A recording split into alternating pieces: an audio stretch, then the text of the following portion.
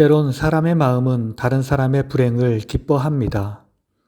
그러나 우리가 다른 사람의 불행을 기뻐하면 나에게도 그 불행이 찾아올 수 있습니다. 그리고 그 불행으로 인해 많은 사람이 기뻐할 것입니다. 그러나 우리가 다른 사람의 불행을 가슴 아파하면 우리가 힘든 일을 당할 때 다른 사람의 위로를 받고 힘을 얻을 수 있습니다. 오늘 이 하루가 다른 사람의 불행에 동감하며 그들을 위로함으로 주의 이름으로 모든 사람이 위로를 얻는 복된 하루가 되길 기도합니다. 오늘은 에스겔 25장과 26장의 말씀을 통독합니다. 25장 선민의 멸망을 기뻐하는 나라들에 대한 심판. 두 번째 25장 8절에서 11절 선민의 정체성을 무시한 모압 심판 예언. 8절 모압의 악행. 이스라엘을 이방 사람 취급하였도다. 9절에서 11절 모압이 당할 심판. 모압의 국경에 있는 도시를 열어주어 동방 사람에게 넘겨주리라. 내가 모압에 벌을 내리리라. 세 번째 12절에서 14절 바벨론의 유다 학대 행위에 동조한 에돔 심판 예언. 12절 에돔의 악행. 에돔이 유다 족속을 원수같이 대하였도다. 13에서 14절 에돔이 당할 심판. 사람과 짐승을 그 가운데서 끊어버리리라. 대만에서부터 드단까지 황폐하게 하며 칼에 엎드러지게 하리라. 내가 원수를 갚음인 줄 에돔이 알리라. 네 번째 15절에서 17절 선민과 계속 불화해온 블레셋 심판 예언. 15절 블레셋의 악행. 이스라엘을 미워하며 진멸하고자 하였도다. 16에서 17절 그렛 사람을 끊으며 해변에 남은 자를 진멸하리라.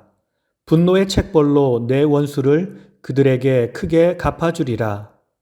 유다 패망 전후 시대에 걸쳐 주어진 예언들의 모음집인 에스겔서는 주전 586년 예루살렘 함락을 기점으로 하여 자연스럽게 그 이전에는 주로 심판 관련 예언이, 그 이후에는 주로 회복 관련 예언이 기록되어 있습니다.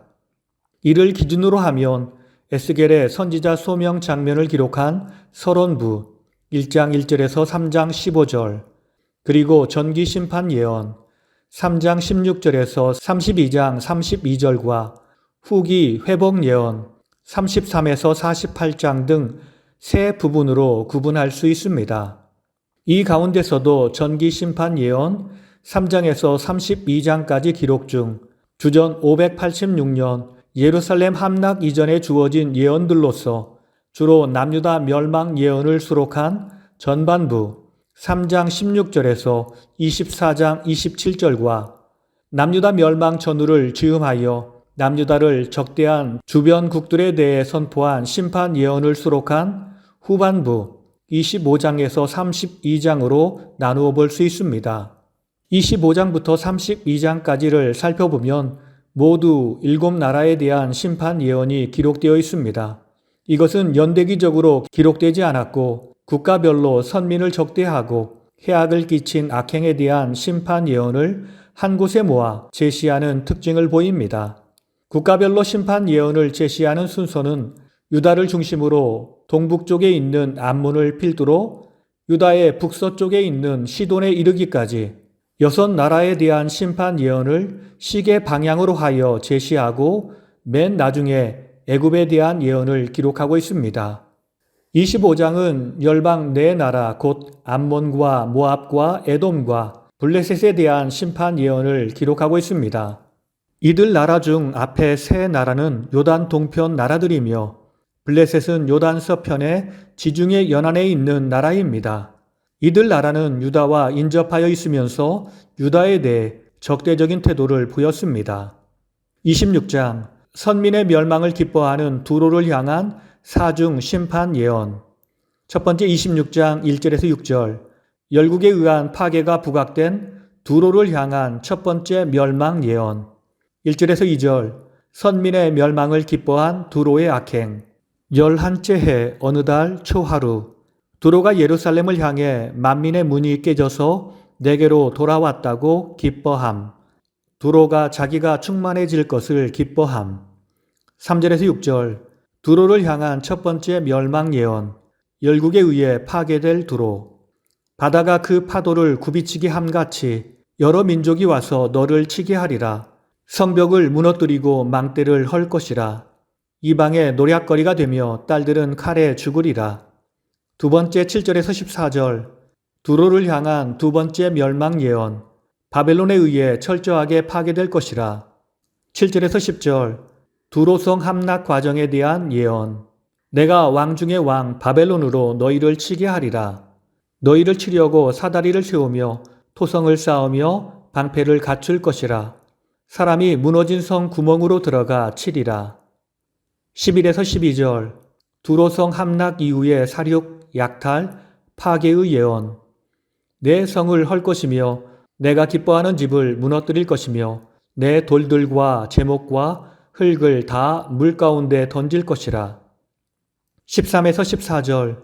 여호와의 굳은 의지로 인한 두로의 영구적 멸망 강조.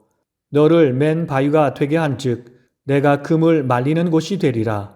다시는 건축되지 못하리라. 오늘 말씀을 통해 주시는 교훈은 첫째로 성도는 세상에 속한 자들에게 미움과 핍박을 받기 마련입니다.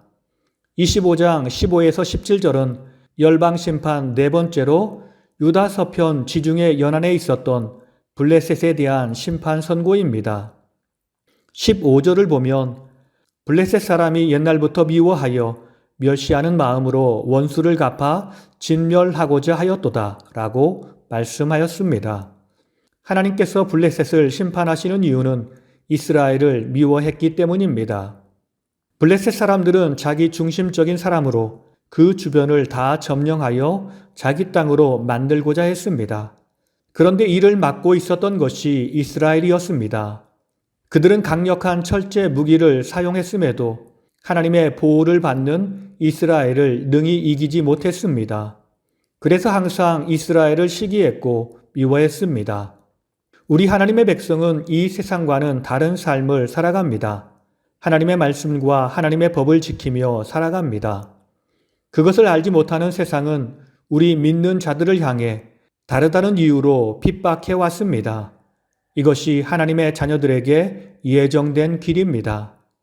그러나 우리는 이것을 두려워하거나 걱정해서는 안 됩니다. 왜냐하면 나를 사랑하시는 하나님의 보호하심이 있기 때문입니다. 우리가 주의 말씀 따라 살면, 주의 뜻대로 살아가면 우리는 어느 곳에 있든지 어떤 대적을 만나든지 예수의 이름으로 승리하게 될 것입니다. 우리는 이 믿음으로 악한 세상을 이기며 살아야 하겠습니다. 두 번째, 하나님의 뜻을 알고 헌신하는 사람만이 진정 하나님께서 인정하는 사람입니다. 26장 7절을 보면 하나님께서는 바벨론 왕 느부갓네살을 두로를 심판하는 도구로 사용하시겠다고 말씀하십니다. 느부갓네살은 이방 나라의 군주입니다. 그런데 하나님께서는 그러한 그를 당신의 사역 도구로 사용하시겠다고 말씀하십니다. 이러한 사실은 하나님께서는 당신을 알지 못하는 자라도 당신의 도구로 사용할 수 있다는 것을 보여줍니다. 물론 그가 하나님의 도구로 사용되었다고 해서 그 순간부터 하나님을 알게 되었거나 자신이 하나님의 도구로 사용되고 있다는 사실을 안 것은 아닙니다. 그는 계속해서 하나님을 알지 못했고 하나님의 일을 위해 잠시 사용되었습니다. 그리고 그는 하나님을 알지 못하기에 하나님의 심판을 받아 멸망할 것입니다. 그러므로 우리에게는 하나님의 일도 중요하지만 하나님의 뜻을 아는 일이 더 중요합니다. 하나님의 뜻을 알고 하나님의 일을 하면 하나님은 그 사람을 귀하게 여기시며 계속해서 그 사람과 동행하시며 그 사람에게 하나님이 작정하신 은혜와 복을 부어 주실 것입니다. 그러므로 우리는 하나님의 뜻을 아는 사역자가 되어야 합니다. 다 함께 기도하시겠습니다. 사랑이 많으신 하나님 감사합니다. 이 악한 세상에서 우리를 지키시고 보호해 주시니 감사합니다. 이 세상은 하나님의 자녀들을 대적하는 세상입니다. 우리가 불행해지기를, 그래서 하나님과 멀어지길 원하고 있습니다. 그런 우리를 주님이 지키시고 보호하시는 줄 믿습니다. 나의 불행을 기도하며 불행을 위해 일하는 사람들을 주님이 심판하시어 그들을 불행하게 만드실 줄 믿습니다. 그러므로 우리는 어떤 도전에도 믿음으로 주와 동행하는 삶을 살게 하옵소서. 말씀 따라 주의 뜻을 이루며 살게 하옵소서. 그래서 세상을 이기는 우리가 되게 하옵소서. 우리와 동행하시며 세상을 이기게 하시는 예수님의 이름으로 기도드립니다. 아멘.